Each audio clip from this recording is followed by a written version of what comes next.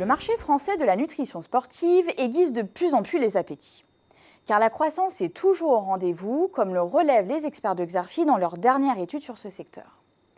Entre 2010 et 2016, tous circuits confondus, les ventes sont passées de 65 millions d'euros à 95 millions d'euros, soit une hausse de 46% en valeur sur la période.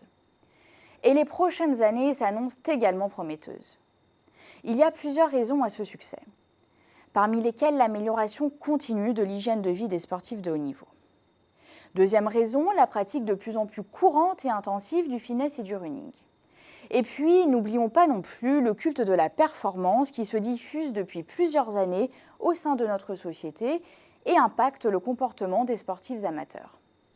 Il suffit de regarder le succès des applications mobiles qui permettent de quantifier l'effort pour s'en convaincre. Ce n'est donc pas un hasard si le marché de la nutrition sportive commence à intéresser les mastodontes de l'alimentaire. Le premier à s'être invité dans le paysage concurrentiel est le géant laitier Lactel, qui a rencontré le succès en 2 ans à peine avec sa marque Lactel Sporteus. D'autres pourraient suivre, comme par exemple Danone ou Sodial sur le segment des boissons isotoniques, ou encore Kellogg's et Mondelez International dans les barres énergétiques. Il rejoindrait ainsi les fabricants nationaux Oversteam, Isostar, WeFit, des pionniers qui possédaient environ un tiers des 60 références qui coexistaient sur le marché fin 2016. Pour ces acteurs traditionnels, il faut préciser que l'arrivée potentielle de ces groupes, aux moyens sans commune mesure avec les leurs, ne sont pas forcément synonymes de disparition. Les experts de Xerfi misent en effet plutôt sur une polarisation du marché entre offres spécialisées et offres grand public.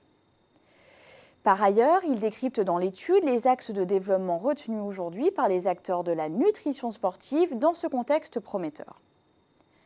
Citons parmi ceux-ci d'abord les initiatives qui visent à gagner en crédibilité auprès des consommateurs, comme par exemple la création de labels. Citons aussi l'animation de communautés autour des marques. Je pense là à la création de clubs ou encore à des opérations visant à renforcer leur présence sur les réseaux sociaux. Il faut enfin citer tous les efforts des marques pour toucher de nouveaux clients.